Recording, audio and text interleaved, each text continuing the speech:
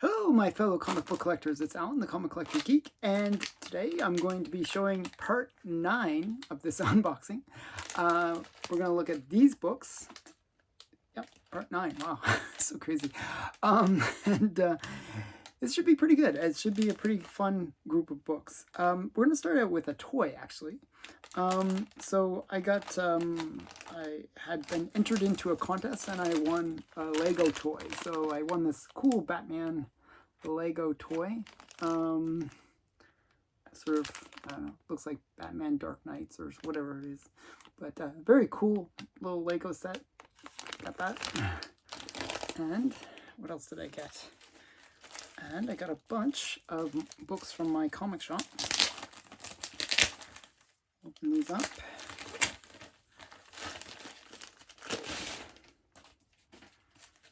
Okay, so the first one is an interesting one. It's a infinity cover, or kind of, not really quite an infinity cover, but you know, it has the the boy is reading the comic that, you know, that this is taking part in, but it's not quite a full infinity. I don't know, it's like a sort of semi-infinity cover.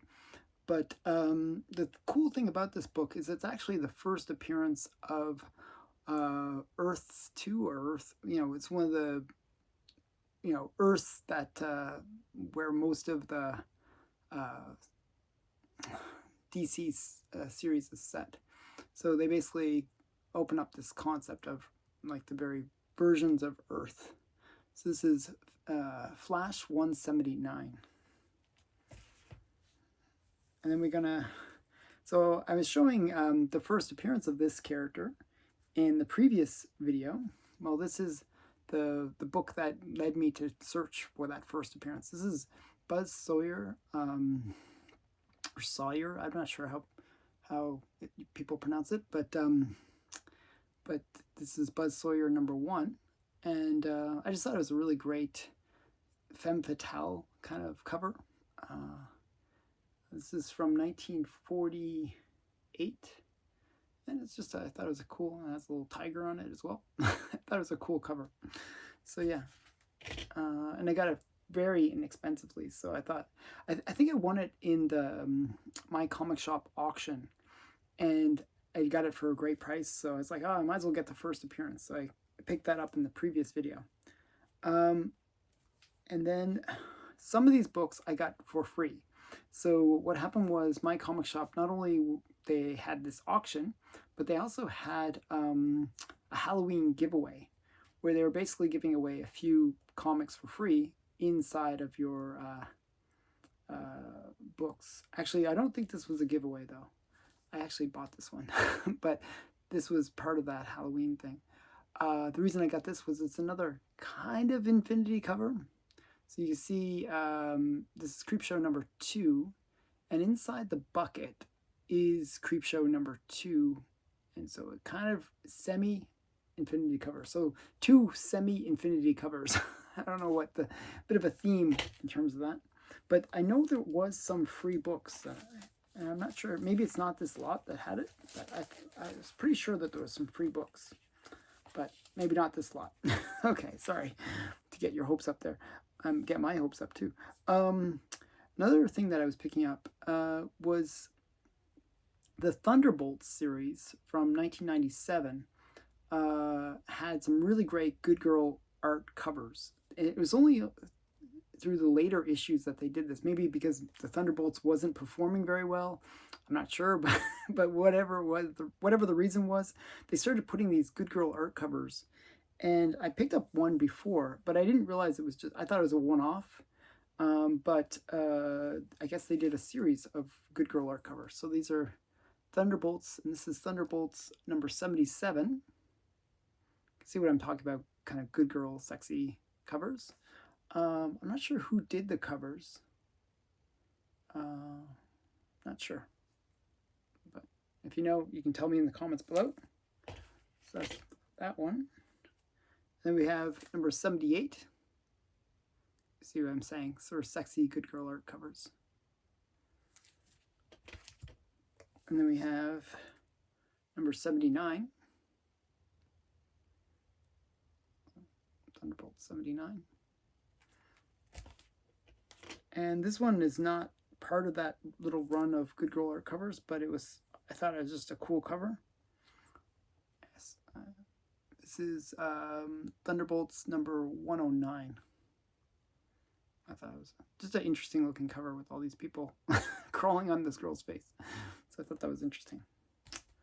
Okay, I don't really collect Thunderbolts, but hey, I just sort of went down that little rabbit hole. Oh, and one more from that series of Good Girl art covers. This is Thunderbolts 81. And again, you can see sort of that Good Girl art cover style. Very cool. Cool book. Okay. Okay, next is another series I've been trying to get a complete run of. And this is another Good Girl art series from the 40s, though. 40s and 50s. I believe 1952 it started, actually. This is G.I. Jane, number 10. And it's sort of G.I. Jane was like one of these series that it was like Canteen Kate, G.I. Jane, Dogface Dooley. There's a whole bunch of these kind of military Good Girl art comics. And this is just part of that whole trend. G.I. Jane had some really great, fun Good Girl art covers. It's kind of silly, typical dumb blonde, I guess, if that makes sense, where she's kind of doing goofy things. I suppose he's using the field glasses because he's a bachelor and he's playing the field. So yeah, I thought that was a little bit, kind of funny. Illustrated by Bill Williams. Next is just, I was looking at bondage covers. I like Good Girl bondage covers, and I thought, wow, this is a interesting one. I never even knew that this series had bondage covers, but it just happened to have a really cool bondage one. This is Commandy. I have Commandy number 1, and I didn't realize there was this kind of sexy Good Girl art cover. Bondage cover.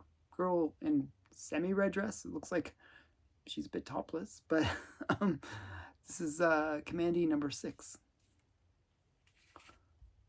So, and then another thing that I was collecting is Sky Girl, and this one is Jumbo Comics number 104. I'm actually going to open it up because the thing that I like about Sky Girl was it was done by Matt Baker. And Matt Baker, as Sky Girl kind of progressed, originally she was a little bit plain Jane, not really that exciting. It's like here, we're trying to make it so I can avoid a tape pull. I'm going to take this out. I kind of want to show the book.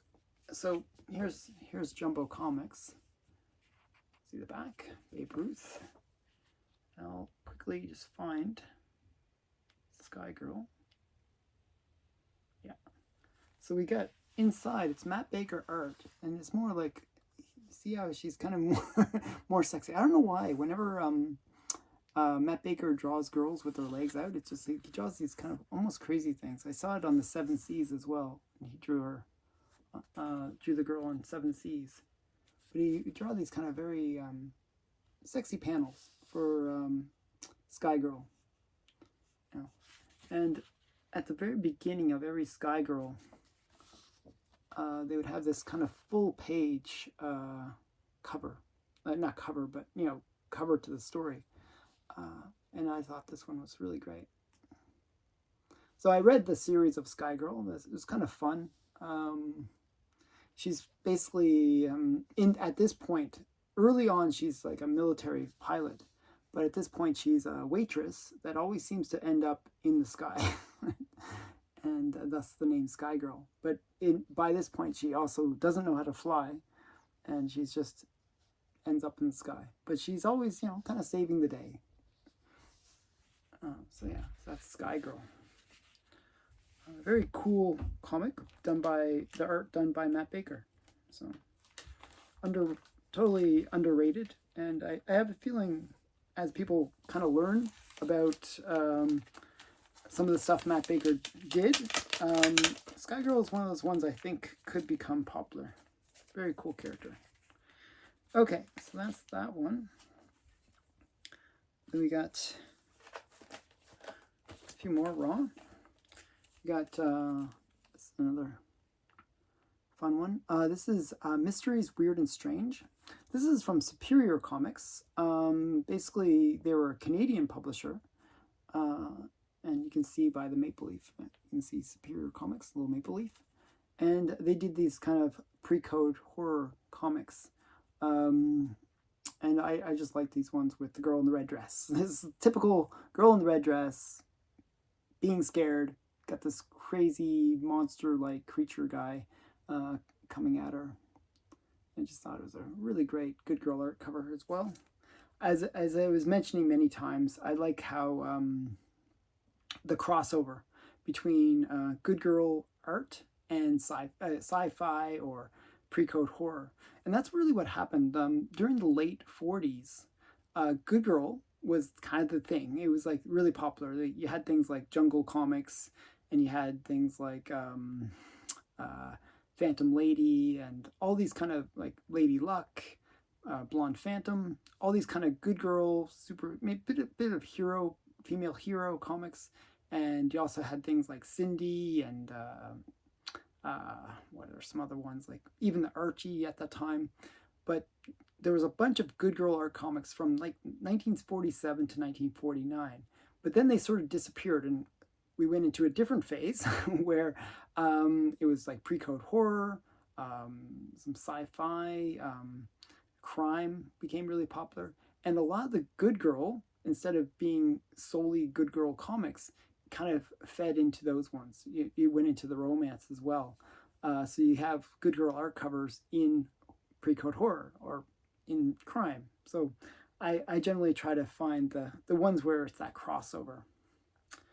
Okay, so this next one has a certificate of authenticity. This is a signed copy from J. Scott Campbell. And it's bagged and boarded, so you can't actually see what the comic is. So I gotta take it out.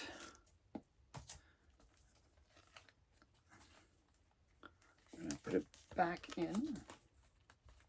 Actually, I'm just gonna take it out. I don't need to put it back in. Okay, and this is the comic, Josie and the Pussycats. I was actually trying to get a graded copy of this because I really just wanted it for the art. I have the other variant. This is the variant that J. Scott Campbell did for this comic. I have the regular ungraded as well. But I really liked this. I like J. Scott Campbell, first of all. I find he has these very leggy women. The proportions are a little bit strange, actually. But he actually did a very interesting post where he showed that his proportions are accurate. But it just accentuates the length of the leg. So yeah, Josie and the Pussycats #1, the J. Scott Campbell variant, and it's just a very cool one. So it's a bit of a Russ Myers homage as well. This is Faster Pussycat Rock Rock. Russ Myers was a film director in the 60s and 50s. Who did a film called Faster Pussycat Kill Kill. Not the best storyline or anything, but it was a very famous kind of B movie. So yeah, but they're kind of like homaging it there. So that's very interesting. So yeah, J. Scott Campbell, and I guess it's signed. I'm not sure where his signature is. This is his exclusive. I don't think this is his signature. I mean, that's his signature, but I don't think that's the actual signature. But yeah, this is one that you could only get through J. Scott Campbell's direct thing. Okay, next is a magazine. I might actually already have this magazine, but I have a lower grade copy. I just wanted to, I started presenting one. This is Planet of the Apes #1. This is actually not the first appearance of Planet of the Apes. I actually showed the first appearance of Planet of the Apes in a previous video, where they basically made a comic book of Beneath the Planet of the Apes, which was the movie. I think it's the second of the movies, and they made just a one-off comic of that, and that was the first appearance of Planet of the Apes. This came out later, but this was an ongoing series. So this is actually the first ongoing series for Planet of the Apes, and they did it in this magazine format. So very cool books. Lots of really great covers for this series too. Like if you're into Planet of the Apes, it's a pretty good magazine. Okay, so next.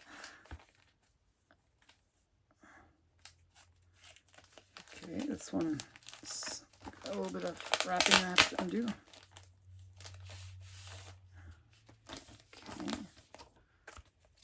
Okay, so it's 2 comics. Okay, the one that I ordered. So this is from Century Comic Center. Okay, and basically I bought this one. This is Pep 396, and this is just a great Dan DeCarlo cover. It's kind of a classic cover with cherry blossom, and it's just one of those classic bikini covers, or not bikini, but swimsuit covers, I should say. It's like, gee, Archie, I wonder if the day will brighten up. It just has. And you get the 2 girls. Like these ones where it's like semi-innuendo, good girl, bikini, or swimsuit covers, they do quite well. So generally they're quite pricey for these kind of covers, and especially if it's Dan DeCarlo or Dan Parent as well. Those artists command a bit more. It's a very cool one. Pep Comics 396. Now the vendor threw in a freebie, so I got a freebie, and it's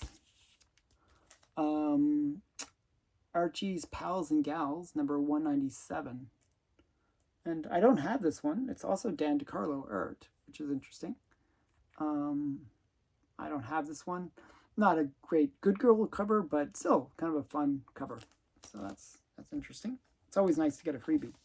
I can't complain when it's a free comic. Next is a romance book, and they put it in this weird. I think a lot of people don't have these Golden Age bags, so they put it in these weird see-through binder things. So this is First Romance, and I actually showed some First Romance in the previous videos. I've been sort of collecting this series because I think it has really great good girl art covers. And this one, I like these underwater covers as well. So this one is kind of cute because you got the guy and the girl underwater, and the girlfriend.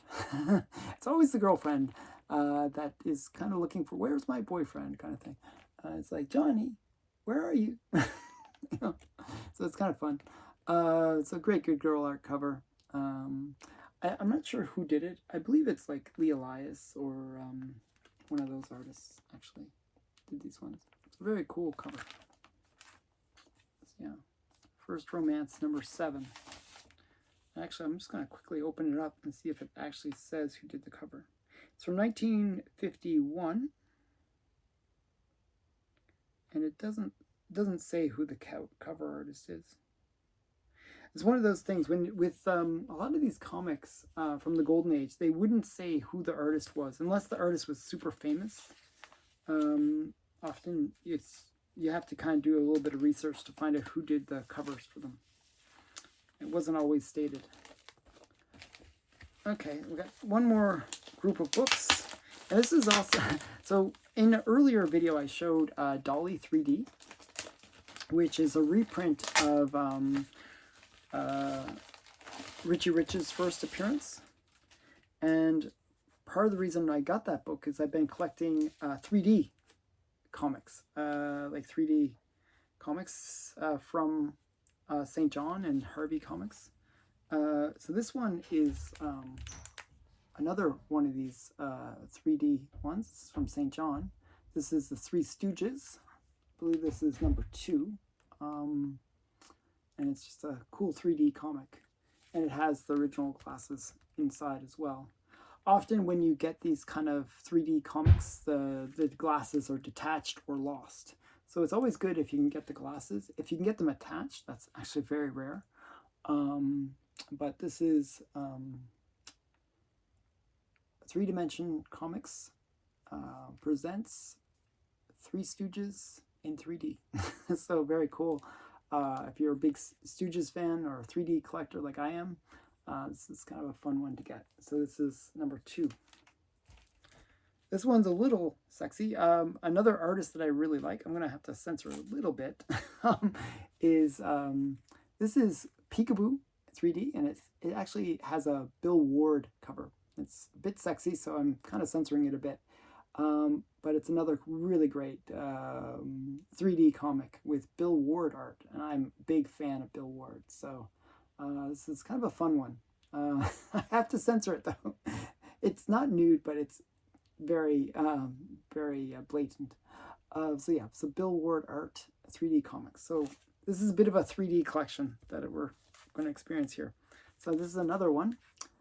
This is Lars of Mars 3D, and this was Lars of Mars actually was originally just a regular comic from Ziff Davis, and then they reprinted it in this 3D format. So this is Lars of Mars 3D. And you can see, like, Ziff Davis is another golden age publisher that just, in my opinion, is very underrated. They did a lot of these kind of painted covers and really great good girl sci-fi covers. So this one is Lars of Mars. I actually have the original as well. But this is very affordable 3D version of it. And then here's another 3D comic. This is the Flintstones 3D. And this is the 3D comic for the movie, I believe. The official movie adaptation in double vision. Not 3D, double vision. So that makes it more fun, I guess. This is also from Harvey Comics. Harvey Comics did a lot of these 3D comics, even more recently. So Harvey Comics, number 1. Flintstones movie adaptation, 3D. So I'm trying to, I have a whole box devoted to 3D comics. So, and then we got one more 3D one. This is a Golden Age 3D from Harvey Comics. This is True 3D. And you got this elephant holding the guy. And it's just another 3D comic. A lot of these 3D comics, when they printed the original first 3D comic, it did so well, it sold like over 1 million copies, that they realized that they were onto something and they just went wild with it. So these had massive print runs. So a lot of the 3D comics are pretty affordable because of the massive print runs. But this is just a fun one. True 3D number 1. So that's that. And okay, next one is just one I thought had a cool cover. My friend Bigby McFly, the comic book guy, he was showing this book, and I just decided to pick it up. It's not an expensive one. I just thought it had a really great kind of cover. This is Red Circle Sorcery, and it's just I just thought it was a really great cover. I like the way there's like almost like this 3, like the shadow, the girl, then the guy, like it's like 3 layers. I think that's really well done. I thought it was just a great cover. I'm not sure who did this cover. Let's see if I can see the name. Gray Mortello? I'm not sure. I can barely... My reading with contacts is getting very iffy, so I can barely read the name. But I think it's Greg or Gray Mortello. But really great cover. And then the last one is a Boland, actually, cover. This is Green Lantern, number 1, Tales from the Green Lantern. And I believe this is the first appearance of some character, which I'm trying to remember. I forget which character made their first appearance in this book. But it's the first appearance of a bunch of Green Lanterns, actually.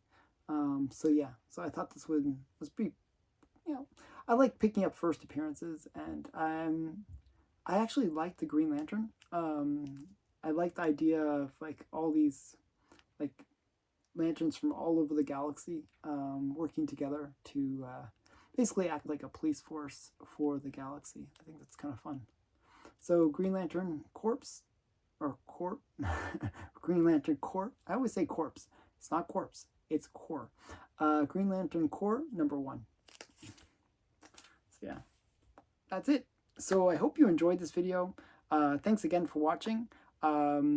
If you haven't already, please comment, like, subscribe to the channel, and check out my other videos, which I'll post somewhere on the screen.